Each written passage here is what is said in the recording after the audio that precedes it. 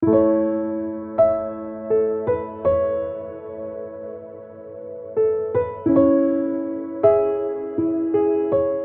I am Dr. Alka Gupta. I am a gynecologist at C.K. Birla Hospital. I am going to talk on fibroids and their effect on fertility.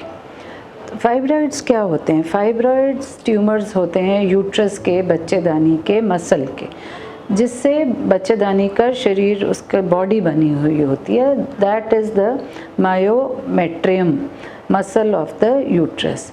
Fibroids उन्हीं की growth होती है. तो fibroids grow तो myometrium में करते हैं, लेकिन वो किसी तरफ भी बढ़ सकते हैं. या तो वो बाहर की तरफ बढ़ेंगे, तब तो वो कुछ नहीं कहते, उनको सबसेरोसल फाइब्रॉइड कहते हैं. या वो छोटे छोटे होते हैं और मसल में ही रह जाते हैं, इंट्राम्यूरल, तब भी वो कुछ नहीं कहते.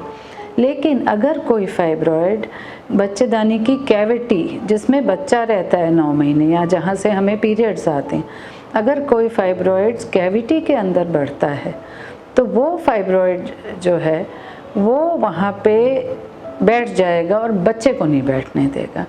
सो एज अ रिज़ल्ट वो फाइब्रॉइड, जिसको सबम्यूकोसल फाइब्रॉइड कहते हैं, वो इनफर्टिलिटी कर देगा. मतलब वो प्रेगनेंसी नहीं आने देगा. अगर प्रेगनेंसी आती भी है तो वो फाइब्रॉइड एबॉर्शंस कर सकता है, अर्ली और लेट एबॉर्शंस कर सकता है.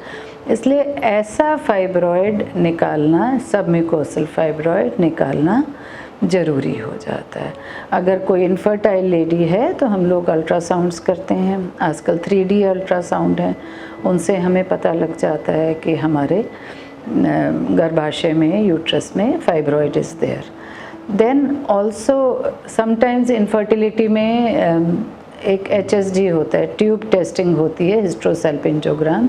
नीचे से दवाई डाल के देखा जाता है कि बच्चेदानी की लाइनिंग ठीक है और ट्यूब्स ठीक हैं कि नहीं. जब ये भी हम करते हैं तो उसमें भी अगर फाइब्रॉइड आ रहा होता है तो अंदर का आकार बिगड़ जाता है. There is a gap because the dye doesn't enter जहाँ पे फाइब्रॉइड होता है.